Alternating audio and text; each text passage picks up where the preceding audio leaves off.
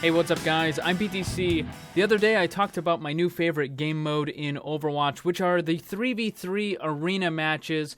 I really like those. Again, like I said in the other video, the fact that you have to be careful, the fact that you have to be deliberate with what you do. You can't just kind of rush in headlong and go crazy because there's no respawning. When you die, that's it. You're out for the round.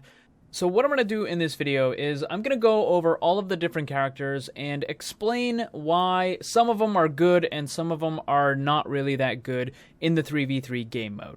Now, I played quite a few of the 3v3 matches, and I was in a group of 3 with 2 other people that I know. One of them is a longtime fan of the YouTube channel and my Twitch streams, and the other one is a Grandmaster player. He is one of the best players in the world, probably the top McCree player in the world, and we came up with a whole bunch of different team combinations, and we tried basically everything we could to try to find where the holes in the team lineups would be and what was most effective, and this is basically what we came up with. Now, most of the lineups that we tried were pretty serious and trying to win, but we did actually try some of the goofy ones. We had a Symmetra, Torbjorn, and a Bastion lineup, and the plan with that one was to try to back ourselves into a corner as much as possible and then just defend that area and wait for the enemy to come to us. Spoiler alert, it didn't really work too well. There really isn't any place on the entire map, and it was designed as such, where there's no place on the map where you can basically just camp there and then force the enemy to funnel to you, because there's always going to be more than one access point to any place on the map. And that's the point. They don't want you to be able to camp in one spot. You basically will always have multiple sides that you have to watch. We also tried a triple sniper lineup with Widow, Ana, and Hanzo. Again, spoiler alert, it doesn't really work. We got a couple of lucky wins, but for the most part, a single Winston basically destroys your entire lineup, so that just doesn't work. So again, the goofy lineups, they were kind of, fun to run, but they didn't work. They absolutely got destroyed.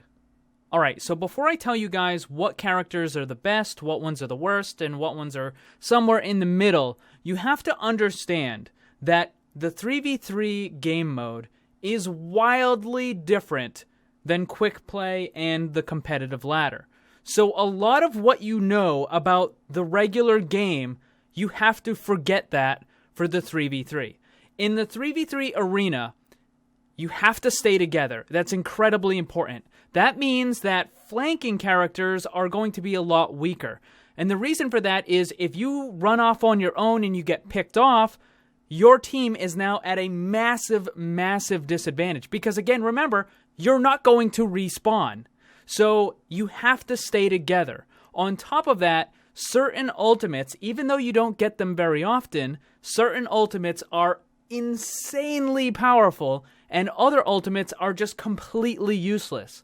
Certain abilities are way more powerful in this game mode and other ones are way, way weaker. So you have to understand there's a very different way of playing this style of game than the regular quick play and competitive. Because I know when I start talking about these characters, people are going to be like, whoa, isn't this character amazing in competitive and quick play? Like, yes, it is. But in this game mode, it's very different. Another huge difference between quick play, competitive, and the 3v3 game mode is the importance of burst damage and burst healing. Yes, you can use them in the quick play and competitive, but in 3v3, burst damage and burst healing are insanely important. You need to be able to focus down one of your enemy and turn it into a 3v2. That gives you a huge, huge advantage. And on the other side, their healer needs to be able to keep you alive through that burst damage. So keep that in mind. Now that I've gotten all of that out of the way, the best characters in 3v3 game mode are McCree, Pharah, Soldier 76, Reinhardt, Roadhog, Ana, Mercy, and Zenyatta. Characters that are somewhere in the middle are Genji, Reaper, Tracer, Hanzo, Junkrat, Mei, Diva, Winston, and Zarya. And finally, characters that really don't seem to do that well in the 3v3 game mode are Sombra, Bastion, Torbjorn, Widowmaker, Lucio, and Symmetra. Alright, so let's break down the characters. I'm going to quickly explain why they are a good or a bad pick. The best damage dealers in this game mode are going to be McCree, Pharah, and Soldier 76. McCree and Pharah have a crazy amount of damage, and they can burst someone down really fast. Soldier 76 does a little bit less damage, but he also has the biotic field. And for a game mode that doesn't allow respawns and there's no health packs on the field, having a damage dealer that can also heal your team is crazy powerful, especially if your healer dies. Soldier 76 can then take over that duty while he's also doing damage. Now, for the rest of the damage characters, and I'm going to include the offense and the defense roles in this damage category because they all kind of basically do the same thing in this game mode. Genji, Reaper, Sombra, and Tracer suffer from the problem that they're flankers. And what they need to do is they have to break away from their team in order to really be effective. And as I said earlier, the best strategy in this game mode is to stay together. And when one of your team needs to break away in order to be effective, it just means that that person that has to break away is that much more susceptible to getting picked off. And then it's a 2v3 situation and you gotta go uphill. Also, any fantasies you might have about using Genji's ultimate and pulling out Dragon Blade and wiping out the enemy team, that's not going to happen. You very rarely get the ultimates in this game. And most of the time, the people that get ultimates are going to either be a support or they're going to be a tank. Reaper needs to get really close in order to do damage, but again, you're not going to be able to just pick someone off because the enemy team is probably going to be grouped up really tight. And if a Reaper gets in close, they're just all going to focus fire on him and just destroy him instantly. With Sombra, she's a utility character on a map that doesn't really have any use for utility. She can't hack any med packs because there aren't any. She'll never get her ult, and her main weapon does not really much damage. Sombra is a really bad pick in this game mode. Tracer, again, she's a flanker. She has to kind of go off by herself, but she has such low health. A single hook or a single headshot basically is going to put her out of commission. And again, you're back to a 2v3 situation. Bastion and Torbjorn suffer from the same problem they've always had, which is a lack of mobility. Now, Bastion can self-heal and Torbjorn can throw out the armor packs, but if you want a damage dealer that can also heal, you're better off going with a Soldier 76. He'll do more damage and better healing than either of those characters. And again, remember, the map was designed in such a way where you cannot camp any part of the map.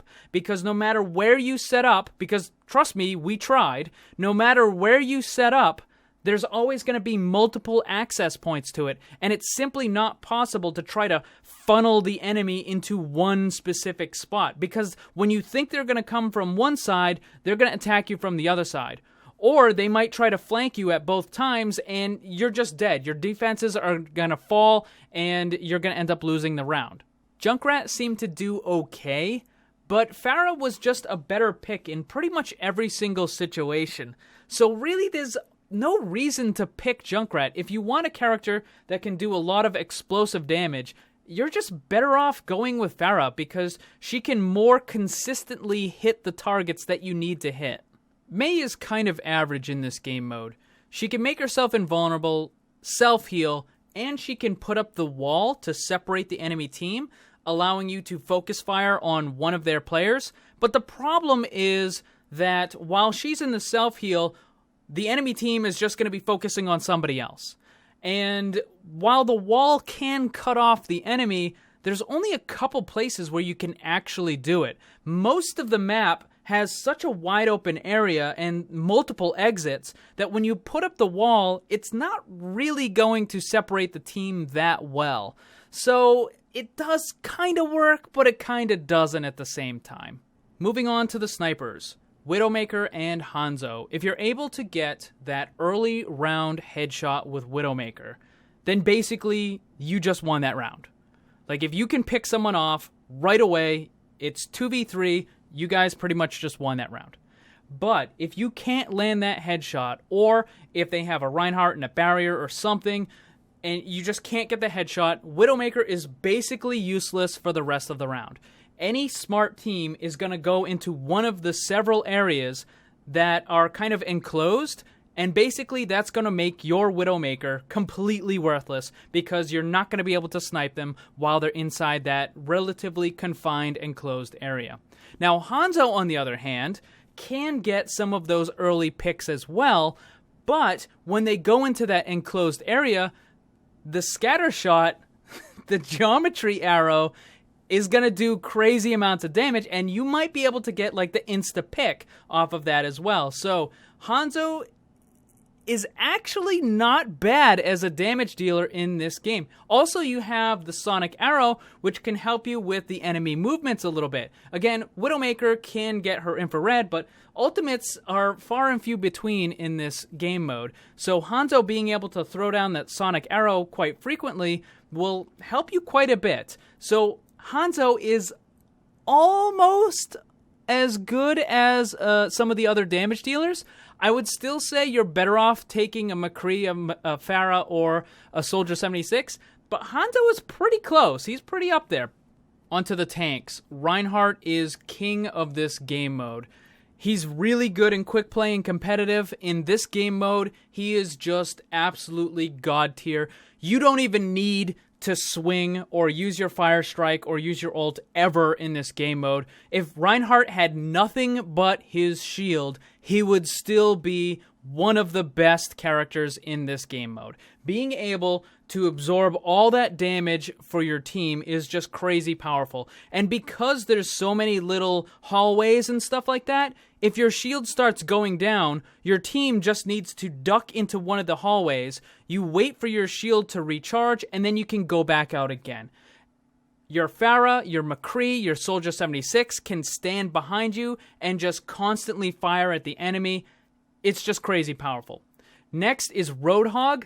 He is also very powerful. He can't really absorb as much damage, but his ability to just basically one-shot enemies is also just ridiculously good. In this game mode, if Roadhog is able to land a hook, 9 times out of 10, that enemy is dead. Not only do you have the hook damage, but Roadhog is going to left click, he's also going to quick melee, and then both of your teammates are going to focus fire on that hooked enemy. He is toast. Basically, Roadhog can turn a 3v3 into a 3v2 in a split second. Winston can also be really good, but with him it's a little more situational. It depends on what the enemy team has. If they have squishy characters, if they have snipers, if they have a Genji or flankers with the exception of Reaper, Winston will just absolutely destroy them. So Winston can be good, but it depends on who the enemy team is using. In this game mode, Diva is just kind of okay. She's not bad, but she's not really good either. Her defense matrix isn't quite as good as Reinhardt's barrier is. She doesn't have the insta-kill potential that Roadhog does. And when it comes to chasing down the squishies, Winston is just a little bit better at it.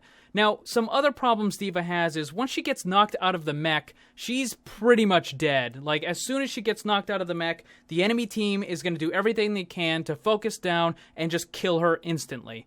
Now, the other problem with Diva's mech is that because it can absorb such a tremendous amount of damage, it can actually allow the enemy team attacking characters, like their offensive characters, their McCree or their Pharah or their Hanzo or whatever, because they're able to do so much damage to Diva's mech, they can actually build their ultimate.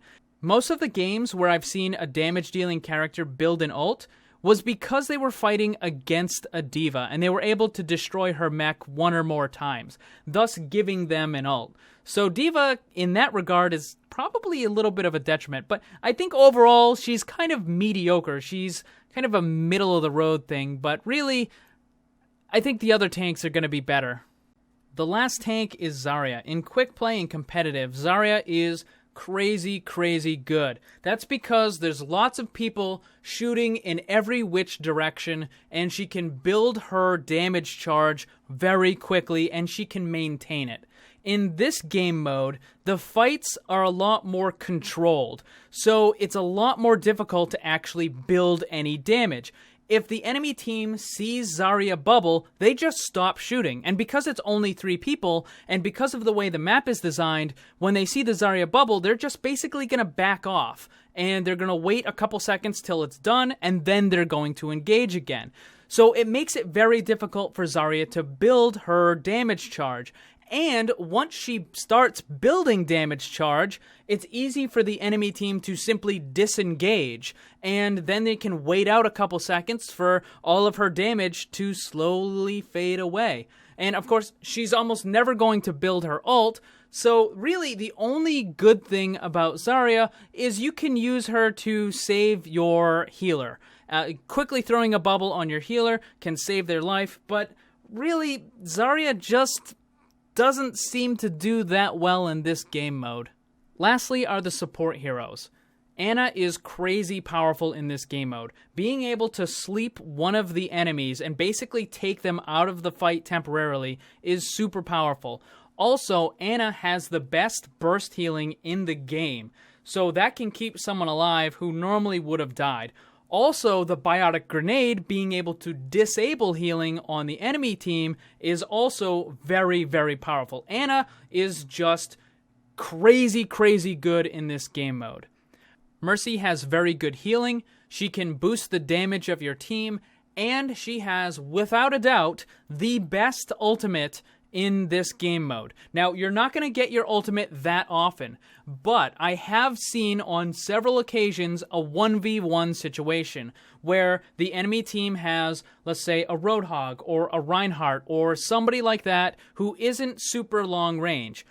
And on the other team is a Mercy. That Mercy can just kind of like shoot little bits of shots here and there, or maybe just evade the enemy, basically waiting to build up your ult. At that point, if it's a 1v1, she's probably pretty close to building her ult anyways.